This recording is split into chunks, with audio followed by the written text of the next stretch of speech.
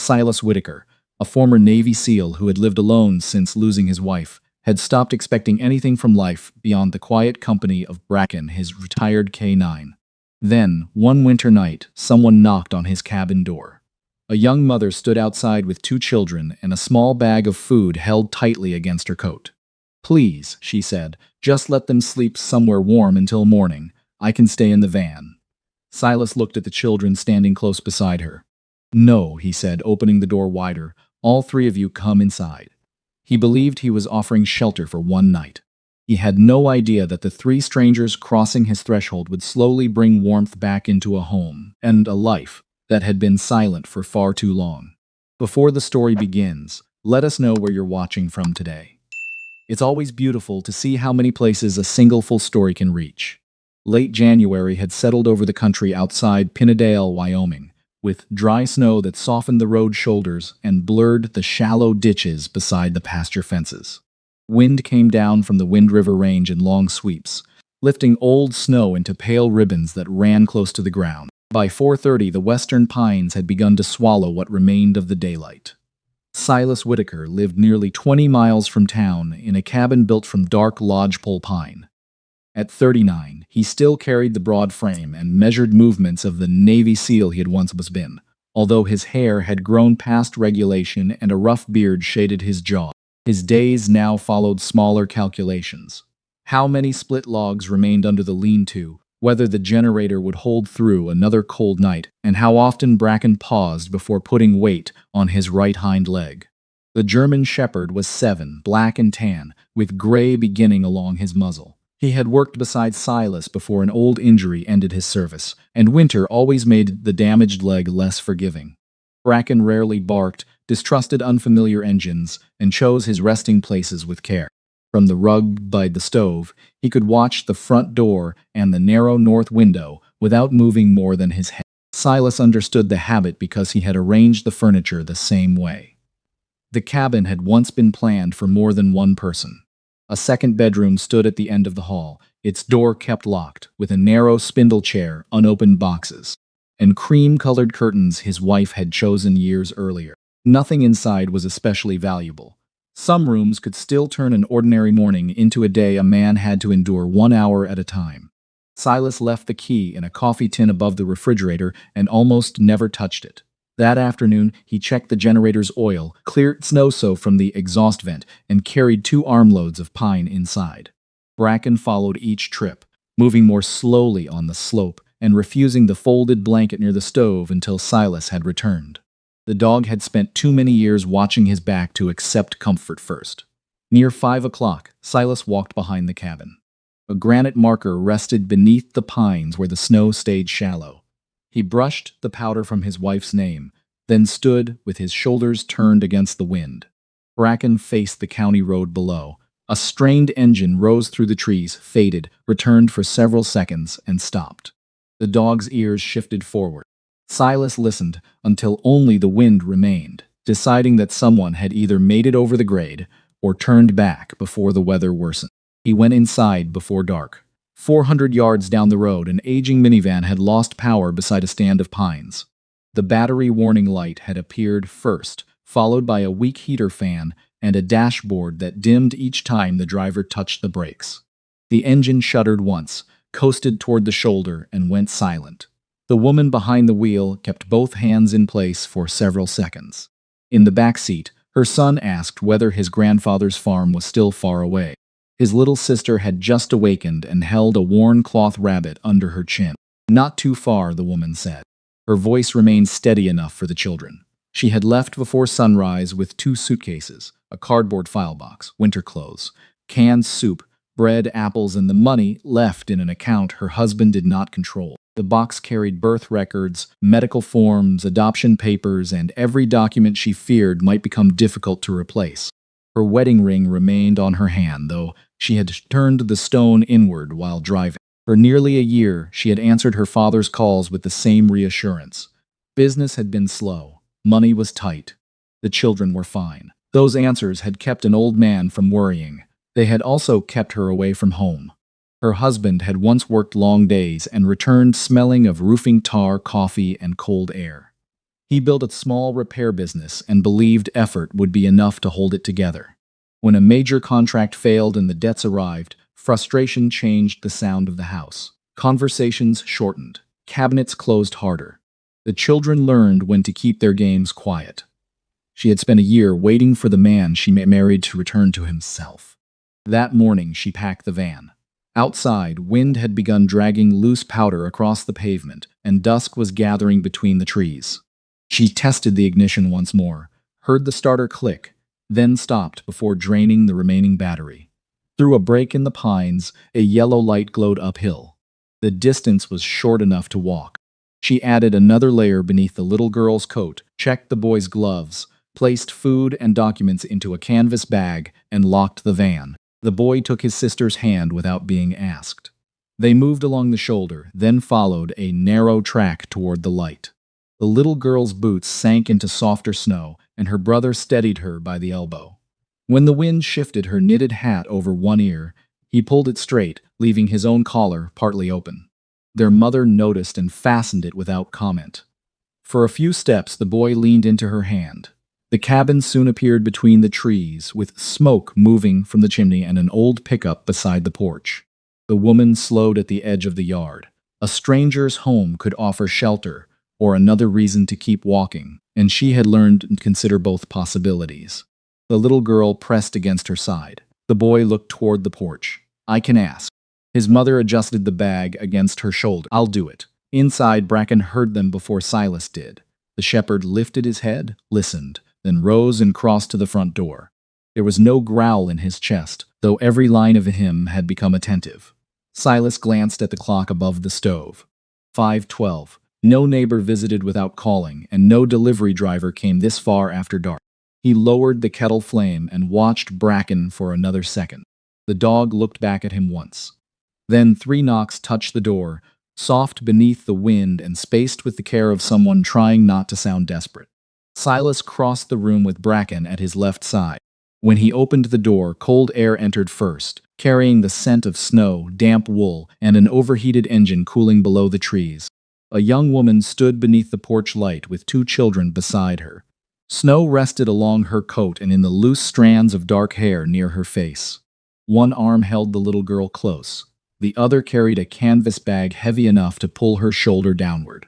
The boy stood nearest the wind, angled slightly in front of his sister. The woman glanced past Silas at the fire and the narrow room. Pride and caution held her posture straighter than the walk uphill should have allowed. "Our van stopped down the road," she said. "I only need somewhere warm for the children to sleep until morning. I brought food for them." She tightened her fingers around the bag. "If there isn't room for me, I can go back to the van." Silas looked at the boy's open collar, the little girl's rabbit, and the groceries visible through the top of the bag. Bracken stepped close enough to catch their scent, then waited. Behind Silas, the fire shifted and sent a warm line of light across the floorboards. He opened the door wider. "All 3 of you come inside." Before we see how one unexpected night begins to change the quiet rhythm of Silas's cabin, please like this video and subscribe to the channel. Thank you. Warm air reached them before anyone moved. Audrey stepped across the threshold, with Maisie against her side, while the boy entered behind them and brushed the snow from his boots as carefully as though the floor belonged to someone important. Silas closed the door against the wind. Bracken remained near his leg, alert without crowding the strangers. The cabin offered little space, though everything inside had a purpose. A cast-iron stove stood near the center wall, 2 mismatched chairs faced a scarred kitchen table, and a narrow hallway led toward rooms hidden in shadow. Audrey placed the canvas bag beside the stove, and immediately began taking out bread, canned soup, and 3 apples. "I told you I brought food," she said. Silas took 2 cans from her hands and set them near the stove. "You can tell me your names while this heats." She rested a hand on the boy's shoulder. "I'm Audrey Kincaid, this is Jonah, and this little one is Maisie." "Maisie is 3, Jonah added. 3 and 2 months. Silas glanced at him. "That changes the whole situation." A small smile appeared on Jonah's face before he remembered he was trying to look serious. Audrey warmed the soup while Silas brought out dry towels and 2 wool blankets. She placed Maisie closest to the stove, removed the girl's damp mittens, and rubbed warmth back into her fingers. Jonah took off his own coat, folded it over the back of a chair, and said he was fine before anyone asked. Silas handed him a towel anyway. Bracken approached after the room settled. He sniffed the edge of Maisie's blanket, then moved to Jonah, who held perfectly still while the dog examined one glove and the knee of his trousers. When Bracken returned to the stove, Jonah let out the breath he had been holding. They ate from the 3 bowls Silas owned. He used a metal camping cup and remained near the counter, giving the table to Audrey and the children. Maisie leaned against her mother between spoonfuls, while Jonah finished his soup without spilling and pushed his remaining bread toward his sister when he thought Audrey was looking away. She saw him. She said nothing, though her hand rested briefly against the back of his neck when she passed. By morning, the wind had weakened. Frost covered the pine branches outside, and old snow lay across the road in long, shallow drifts. The county radio announced that plows would clear the highway first. Smaller roads near the foothills might wait another 2 days. Silas rebuilt the fire, filled the kettle, and left for the minivan with Bracken beside him. The air had turned still enough for every bootstep to carry through the trees. The van had remained safely on the shoulder. Silas opened the hood and found a loose belt, a drained battery, and an alternator that had likely failed several miles before the engine stopped. He carried back a cardboard box of clothing and a small, zippered bag Audrey had left beneath the front seat. Inside the cabin, she had already found a broom. She swept melted snow from the doorway, arranged their food on one shelf, and stitched a split along the thumb of Jonah's glove.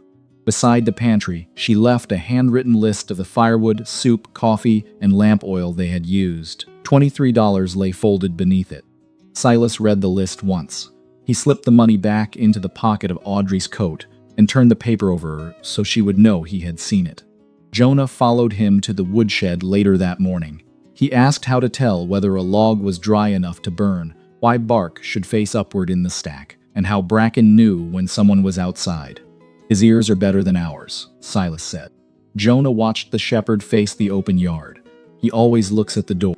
He likes knowing where trouble might come from." Jonah considered that answer as though it belonged somewhere beyond dogs. Silas gave him 2 pieces of kindling. Jonah carried 4. Maisie stayed near Audrey. A loose shutter tapped against the outer wall whenever the wind shifted, and each sound made the girl reach for her mother's hand. Audrey always paused, crouched beside her, and waited until Maisie looked toward the room again. Jonah saw every time. He also kept working. At lunch, Audrey cut the last apple into 2 portions. She sliced Maisie's half into thin pieces, removing the peel where it had bruised, then handed the larger portion to Jonah without comment. He watched his mother arrange the small slices on Maisie's plate and placed his own piece in his coat pocket. Silas noticed the difference between what Audrey gave and what Jonah believed he had received. He had known the family for less than a day, which made the distance between those 2 truths none of his business. The second night brought fine snow that whispered against the windows instead of striking them. After the children fell asleep, Audrey sat across from Silas with both hands around a chipped mug. She spoke about the Kincaid farm, where winters meant frozen troughs, broken fence posts, and a father who worked till darkness made the tools hard to find. Harlan had never owned much beyond the land and what he could repair with his own hands. Audrey had spent the past year telling him that she and the children were managing. "Why?" Silas asked. "Because he would have come for us." "That sounds useful." "He would have sold whatever he had left." Audrey looked into the mug. "Then he would have blamed himself for being too late." Silas left the silence where it was. He asked whether she felt safe returning to Cameron. Audrey did not answer quickly. Cameron had not followed them, and he had not called since morning. She admitted that his silence troubled her more than the arguments had. She also feared standing in her father's kitchen and explaining how long she had pretended everything was ordinary. "The road should be cleared in a few days," Silas said. "You can decide what to tell him when you're ready to say it without taking the blame for all of it." Audrey lifted her eyes toward him. Until then, she had treated his quietness as a wall. For the first time, it seemed closer to a place where words were allowed to land. On the 3rd morning, sunlight broke across the snow with a brightness that made the windows painful to face. The sky appeared clear, though wind lower in the valley still dragged powder across the county road. Silas told Audrey they could remain until the van was repaired, and she felt ready to reach the farm. He said it while checking the stove latch, giving the offer the plain tone of a practical decision. She accepted it the same way. The cabin found a rhythm over the next few days. Jonah carried kindling and learned to leave space between the logs. Maisie sat on the rug brushing bracken with an old wooden comb, occasionally working the same patch of fur until the dog looked toward Silas for help. Audrey made simple meals from both their supplies and continued writing down everything they used. Silas still slept in the chair nearest the door. He kept one room locked and sometimes stayed outside splitting wood after the pile was already large enough. Laughter traveled through the cabin differently than wind or fire. It reached places he had kept quiet for years. Bracken adjusted sooner. He brought an old rubber ball to Jonah, rested beside Maisie when the shutters moved, and began sitting near Audrey while she cooked. Each time, the shepherd eventually looked back at Silas, checking whether he had noticed. By the fourth evening, Jonah believed he understood the cabin, which stair creaked, where Brent slept, and where his mother left Maisie's cloth rabbit each night. What he heard below those stairs would make him see his family differently. Maisie dropped the rabbit after bedtime. Jonah woke when she stirred and went downstairs to retrieve it. Near the final step, he heard Audrey speaking beside the stove. She told Silas that Maisie had belonged first to her closest friend, a woman who became seriously ill shortly after giving birth. Before she died, she asked Audrey to make certain her daughter grew up inside a family. Audrey and Cameron completed the adoption together during the years when trust still lived easily between them. "Sometimes I hold her too tightly," Audrey said. "Her first mother had to let her go. I'm afraid Maisie will grow up believing everyone eventually does." The fire shifted. Then Audrey's voice lowered.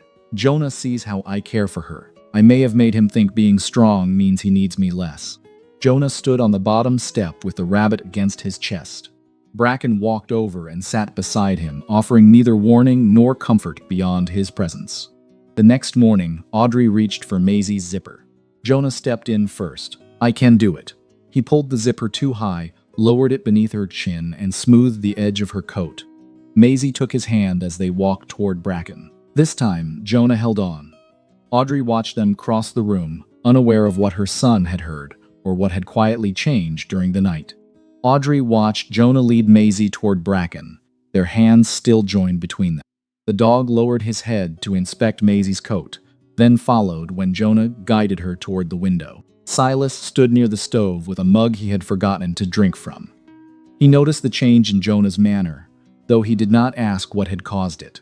By late morning, the sound of chains and a diesel engine reached the cabin.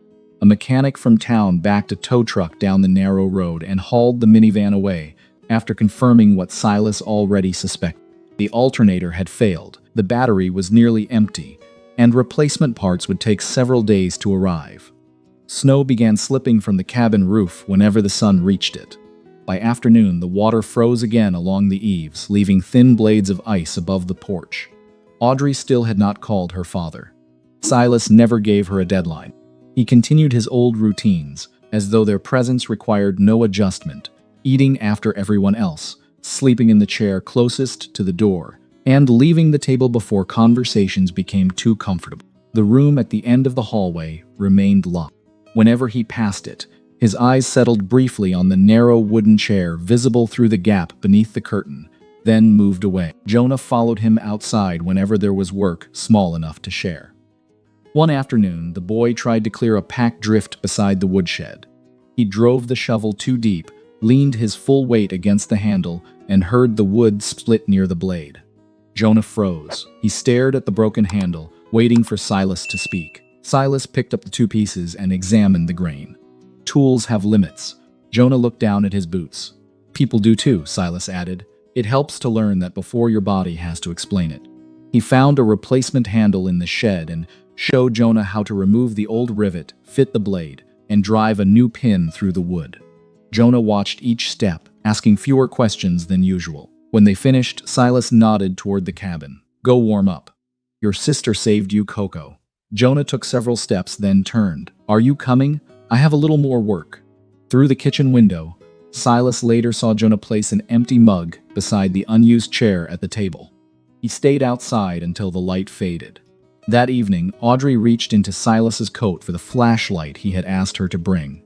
A folded county notice came out with it and landed near the door. She picked it up before the children saw. 2 unpaid property tax installments, late penalties, and filing costs had pushed the amount beyond $5,000. A previous request for a payment plan had stalled because Silas's seasonal security work did not provide steady proof of income. Audrey returned the paper to his coat. For the rest of the evening, she said nothing. The following morning, while Silas repaired the radio at the kitchen table, she sat across from him and removed her wedding ring. The small band made a light sound against the wood. Silas stopped turning the screwdriver. "It won't cover everything," Audrey said. "It may buy you time. It's the only thing I still have that might be worth enough to matter." Silas looked at the ring. Years earlier, his wife had removed hers before working in the garden and forgotten it on the kitchen windowsill. They had searched the yard, the sink drain, and every pocket in the laundry before Silas found it glowing in the afternoon sun. She had laughed until she had to sit down. His hand remained above the open radio. Then he slid Audrey's ring back across the table. "Keep it," he said. "A few nights under this roof aren't worth the last valuable thing you carried out of that house." Audrey closed her fingers around the band. She turned toward the window, watching water fall from the eaves until she could trust her voice. "Thank you." Silas returned to the radio, though he worked on the same screw for nearly a minute. The road into town was sanded the following day. Black ice still hid beneath the shaded curves, and Silas drove slowly, with Bracken braced behind the passenger seat. Meltwater dripped from the roofs along Pine Street, darkening the sidewalks beneath every awning. At the county office, the second extension request ended at the same problem. Silas could pay part of the balance, yet the office needed reliable income before approving another schedule. The clerk across the counter read the address, then glanced toward a coworker. "I heard you brought a woman and 2 children into that cabin," he said. "Taking on 3 more people while your own taxes are overdue doesn't look responsible. They aren't mine to support. Town says otherwise." Silas collected the forms without answering. At the diner next door, a man near the register recognized him and asked whether the woman planned to stay until somebody else paid her bills. Another voice called her a drifter who had found a veteran with an empty house. Silas had tolerated gossip about himself for years. Audrey's name changed the weight of it. "She brought food," he said, turning from the counter. "She has worked every day she's been there. She has never asked me for money." The room grew quieter. Her van failed during bad weather. She walked toward the first light she could see with 2 children beside her. This town has churches, a veterans hall, and an emergency fund. Somehow, none of those places knew she needed help until there was something to say about her. No one offered an answer. Back at the county building, a young woman at a side desk stopped Silas before he reached the door. She slid a rural legal aid address across the counter and placed a fresh payment plan form beneath it. "I can't tell you it'll be approved," she said. "You need current employment records. Regular wages would help." She circled the income section with a blue pen. On the drive back, Silas kept both hands steady on the wheel. Audrey still had no permanent address. Cameron remained her legal husband. Silas's cabin could enter collection proceedings if the balance continued to grow. Several nights of shelter had solved the cold. They had solved nothing on paper. When he reached the cabin, Jonah was helping Maisie fasten a loose coat button. Audrey stood behind them, reading the answer on Silas's face before he spoke. They denied the extension. Her fingers tightened around the back of a chair. Silas placed the truck keys on the table. "Tomorrow, I'll take you to the farm." Audrey lowered her eyes. For a moment, she heard the sentence as an ending. The repairs, the groceries, the extra bodies in a house already threatened by debt had finally become too much. Then Silas added, "You don't have to walk through your father's gate alone." Audrey looked up. Outside the window, warming branches released their snow in heavy sheets. The road beyond the pines had begun to show through again. The way home was open. By 7 the next morning, the sky had turned the color of unpolished steel. A thin crust covered the fields, hard enough to hold Bracken's paws for several steps before breaking beneath him. Silas loaded Audrey's boxes into the bed of Hissel's old truck, checked the straps twice, and waited while she stood beside the cabin door with one hand resting on the frame. She looked back only once. Audrey rode in front. Jonah and Maisie sat behind her with Bracken between them. The shepherd's injured leg stretched across the floor. The road descended through pine stands and open grazing land, each mile revealing something Audrey recognized. A leaning mailbox, a fence line her father had built from salvaged posts, and the cottonwood split by lightning when she was 12. Her hands remained folded in her lap. They tightened as the farm came into view. The Kincaid place sat beyond a shallow creek, its barn roof dulled by weather and one side of the cattle shed patched with mismatched metal. Smoke rose from the kitchen chimney. A man stepped out of the workshop carrying a wrench, squinting toward the truck as Silas turned through the gate. Harlan Kincaid recognized his daughter behind the windshield. The wrench fell onto the frozen ground. For several seconds, he stayed where he was, shoulders pitched forward as though his body had begun moving before the rest of him understood. Audrey opened the passenger door and stepped down. "Dad." Harlan crossed the yard. He pulled her against him, held on, then reached for Jonah and Maisie with both arms. Questions came too quickly, whether they had eaten, whether the children were cold, why the van was gone, but his voice failed when he looked closely at Audrey's face. He touched her cheek with a work-roughened hand. "Come inside." The kitchen still had the yellow curtains Audrey remembered and the burn mark near the stove where she had dropped a pan at 16. Harlan poured coffee he forgot to drink while Audrey spoke in short, careful pieces. Cameron's business had failed. The bills had gathered. His temper had changed the air in the house, and the children had learned to listen before entering a room. Audrey had kept telling her father they were managing because the farm was already struggling. She had believed silence would spare him one more burden. Harlan struck the table once with the flat of his hand. Maisie startled, and he immediately lowered himself beside her chair. "I'm sorry, sweetheart." He waited until she returned to her cloth rabbit, then faced Audrey again. His voice had lost its anger and kept only the strain beneath it. "He stood in this yard on your wedding day and told me he would take care of you." Audrey looked down. "You're my only daughter," Harlan said. "There has never been anything on this farm worth more than you. You never had to protect me from the truth." Her chair scraped back. Harlan reached her before she could take a full step, and she folded into his arms with her face against his shoulder. Jonah stood near Maisie, holding her hand. Bracken settled in front of the children, creating a quiet space around them while the adults remained by the table. Harlan thanked Silas later on the porch. His gratitude was plain, though his eyes stayed watchful when Audrey said Silas had offered to help them get settled. Silas rested both hands on the porch rail. He spoke briefly about losing his wife and the years afterward when the cabin became a place where days passed without anyone expected at supper. Audrey and the children had changed the sound of that house. Their presence had made him notice how long he had been living around empty rooms. "I'd like to stay close," he said. "If Audrey wants that. I can work, and I can help keep them safe while they put things back together." Harlan studied him for a long time. "The last man spoke beautifully too," he said. "I'll judge you by what you do after the words are gone." Silas nodded. "Fair enough." He intended to drive back to the cabin before dark. Harlan stopped him beside the truck and pointed toward the north barn where the roofline sagged above two stalls. "The pump freezes most mornings. That roof needs bracing, and the east fence has been losing arguments with the wind for 6 years." He glanced at Silas. "You said the county wants proof of steady work." "They do. I can hire you for a few weeks. Proper wages, proper records." The small room beside the tool shed had a cot, a narrow dresser, and a heater that rattled before producing warmth. Audrey and the children stayed in the main house. The arrangement gave Harlan room to watch, gave Silas documented income, and kept the boundaries clear. Work began before sunrise the next day. A cracked pipe beneath the pump house came first.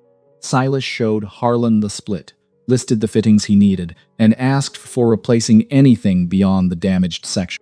The following morning, wet snow pulled the barn door out everywhere. After that came a loose eastern fence, a blocked drainage ditch, and an older mare that needed a drier stall. Silas wrote down his hours, material costs, and the change from every purchase. Harlan reviewed the figures at the kitchen counter without offering praise. He stopped recounting the change after the 4th day. Audrey opened old feed bills and contracts across the dining table.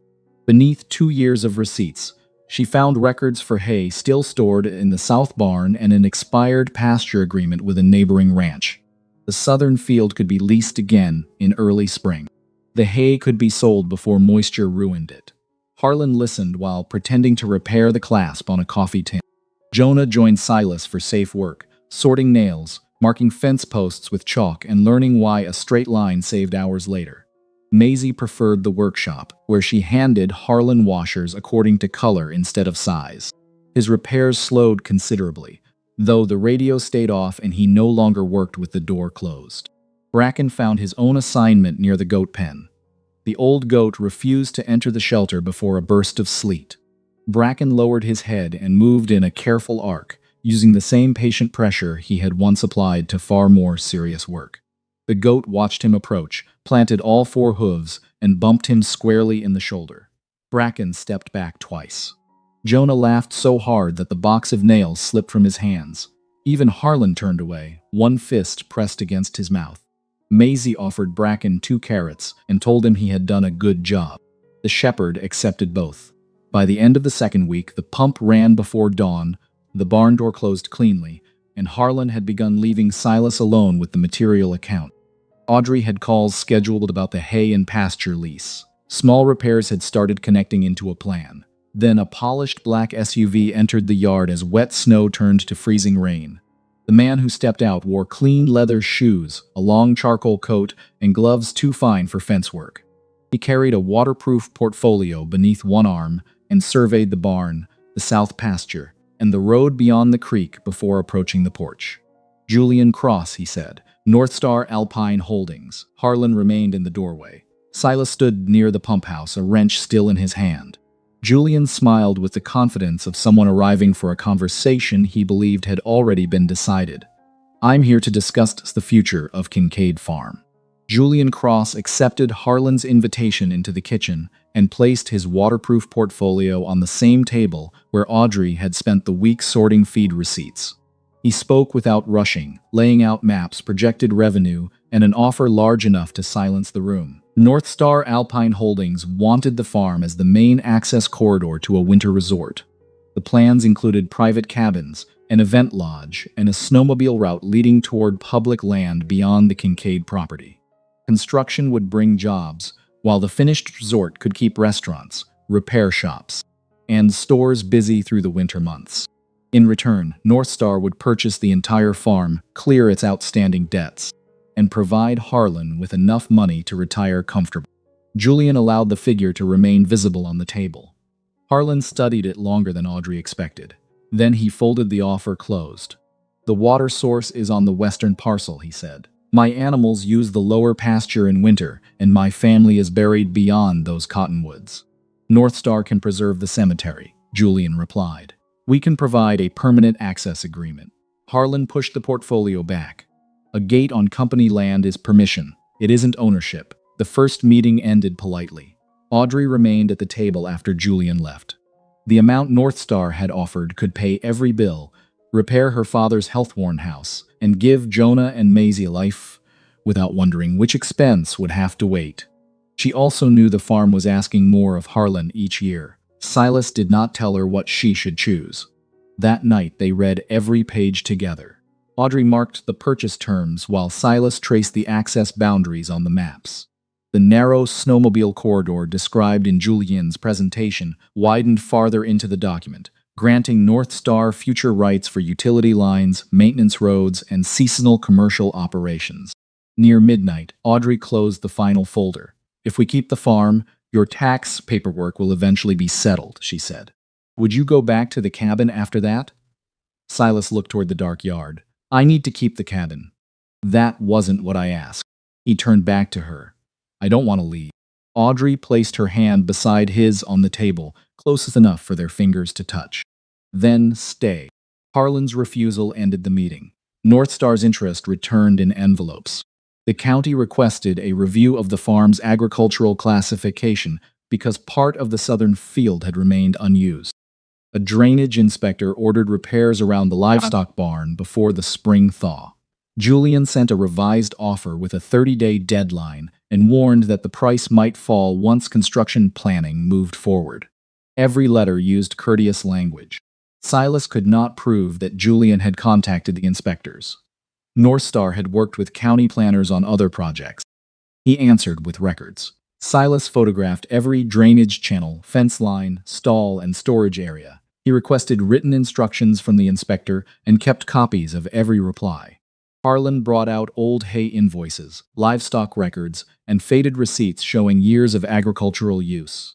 Audrey contacted the neighboring Bell Ranch and negotiated a spring lease for the southern pasture. She sold part of the stored hay before damp weather could reduce its value. The money covered drainage materials and several overdue feed bills. Harlan officially changed Silas's position from temporary laborer to hourly maintenance manager. The wages were modest, though the employment records gave Silas what the county had requested for his cabin payment application. He submitted the new paperwork without assuming approval. While the adults built their case from receipts and photographs, Jonah made smaller corrections around the house. He still watched when Audrey lifted Maisie into her lap. Some evenings, his expression tightened before he turned toward another task.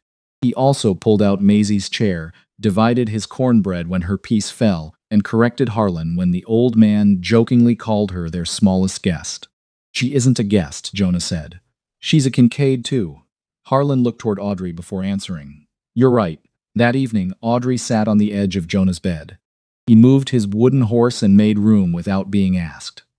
"I've been depending on you because you handle things well," she said. "I forgot that being capable can still be tiring." Jonah picked out a loose thread on the blanket.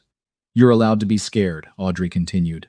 "You're allowed to need help. You never have to earn your place with me by being the easy one." He remained quiet for several moments. "Do you love Maisie more?" Audrey rested her hand over his. "I worry about different things with each of you. Love doesn't run out because another chair is pulled to the table." Jonah considered the answer. Then he shifted closer to the wall, leaving enough space for her to stay. The second North Star meeting took place 12 days after the first. Julian returned with a legal advisor and a representative from the county planning office.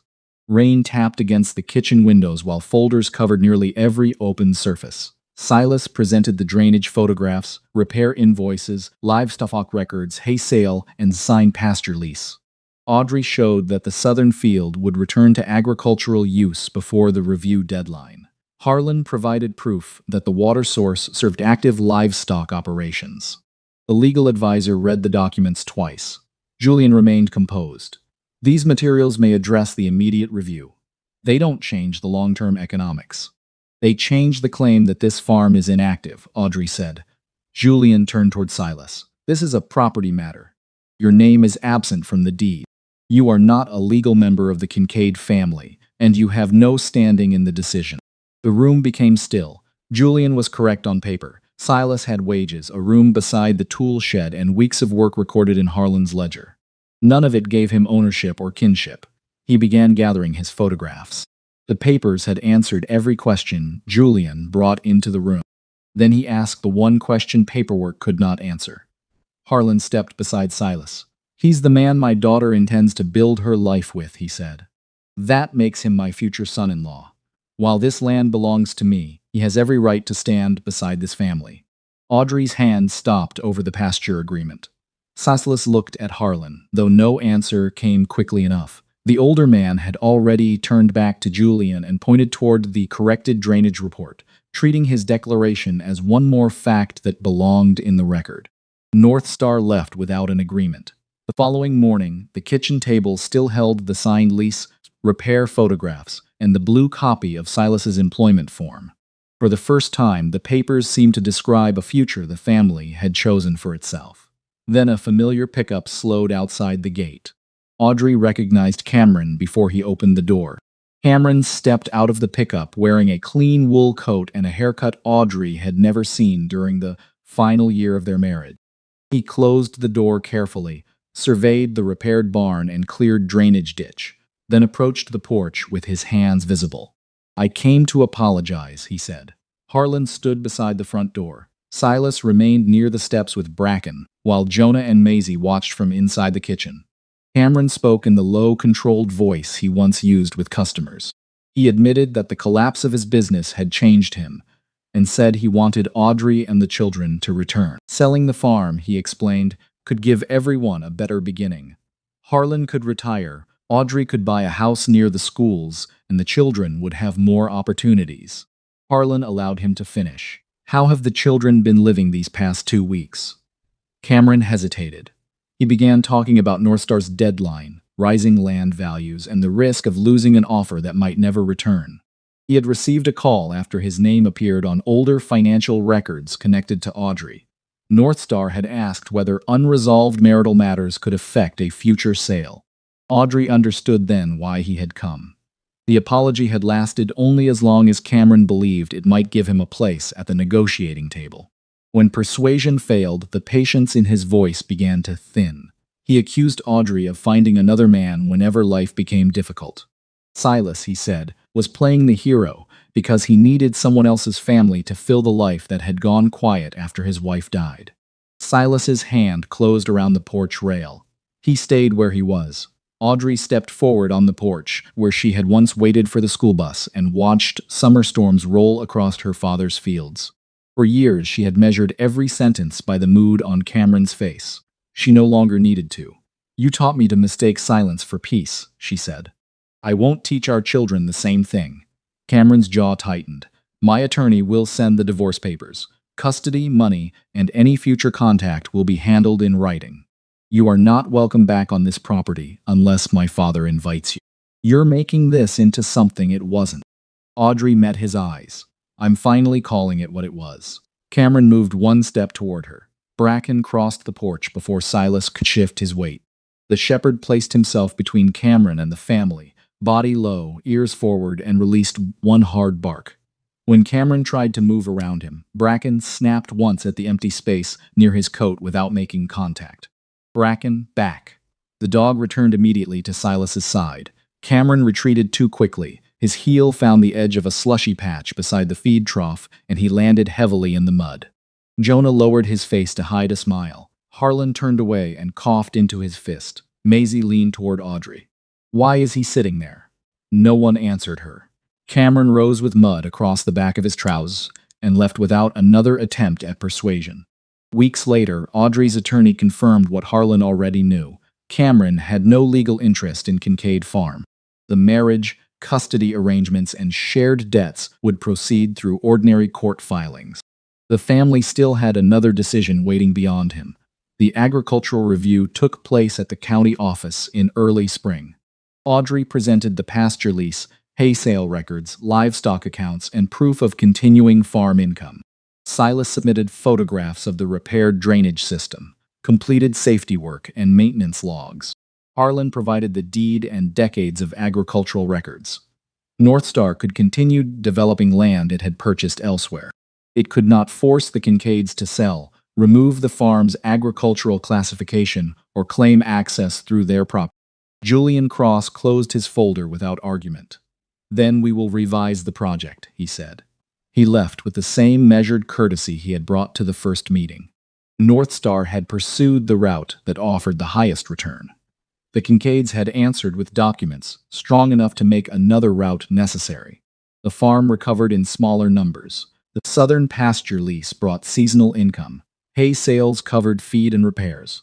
A local trail company paid to board several horses during the warmer months. Harlan kept Silas as maintenance manager, and the county approved a structured payment plan for the cabin after reviewing his wage records. No one erased the debt. Silas kept the property through regular work, accurate paperwork, and payments made month after month. Audrey's divorce was finalized before the end of spring. Custody and Maisie's estate records remained protected, and Cameron's future communication with the children followed the written agreement. The repaired North Barn hosted a small wedding several weeks later. Jonah carried the rings with both hands and checked his pockets so often that Harlan finally told him the rings could not escape through fabric. Maisie scattered wildflowers along the aisle, though most landed in one determined pile near the doorway. Bracken rested beside Harlan in a clean leather collar. Audrey walked the final steps alone. After the vows, Maisie looked up at Jonah. "Is Silas ours now?" Jonah adjusted his jacket. He already was. The following winter, Harlan complained that the farmhouse had become too crowded. He made the announcement while placing a hand-built cradle beside Audrey's bed. She returned from the hospital carrying a healthy baby boy named Levi Whitaker. Bracken lay outside the bedroom door, lifting his head whenever the infant moved. Jonah explained to Maisie that babies usually stayed for a very long time, which seemed to trouble her until Audrey assured her there was still room for everyone. Levi slept beneath the blanket Audrey had carried to Silas's cabin on the night her van failed. Its edges were worn now, softened by washing and use. The blanket had once held the few things she was certain she could protect. Now it covered a child inside a house full of voices. When the first thaw loosened the ground the next spring, Silas brought Audrey, Jonah, Maisie, Levi, and Bracken back to the cabin. They followed the path behind the pines to the single granite marker he had cleared alone for years. Audrey placed wildflowers before his wife's name. Jonah left a small horse carved from an old fence rail. Maisie held Bracken's collar to keep him away from the soft earth, while Levi slept against Audrey's chest. Silas brushed a fallen pine branch from the stone. He remained there for a while, listening as Jonah whispered something to Maisie and Bracken shifted patiently beside them. The memories had not become smaller. They had simply stopped being the only life waiting for him. "I found my way back," Silas said quietly. The family returned toward the cabin. Jonah ran ahead and opened the door, Maisie followed Bracken across the clearing, and Audrey walked more slowly with Levi in her arms. Light from the window stretched across the patches of snow that remained beneath the trees. Silas left the grave last. This time, someone was waiting for him at home. A broken shovel handle, an extra mug at the table, $23 folded beneath a list. None of those things looked important at first. Yet those were the moments that revealed who people really were. Silas did not find his way back through one dramatic act. He found it in repeated ordinary choices, opening the door, showing Jonah how to repair what had broken, refusing Audrey's ring, and staying long enough for Harlan to judge the work after the words were gone. The people in this story were created for fiction, but the emotions beneath their choices are familiar. Many families know what it means to carry worry quietly, to start again with very little, or to discover that belonging can grow around a kitchen table before anyone knows what to call it. What stays with me is Jonah leaving that empty cup for Silas. I have seen people do something similar without realizing it. A chair pulled out, a porch light left on, a plate kept warm. Small gestures can become a kind of grace, and sometimes I believe God uses those ordinary details to remind us that we have not been forgotten. May God bring peace to the lonely places in your life and kind people to your door when you need them most. Share your memories, thoughts, or prayers below, and consider liking and subscribing for more grounded human stories. Somewhere tonight, someone is still saving a seat.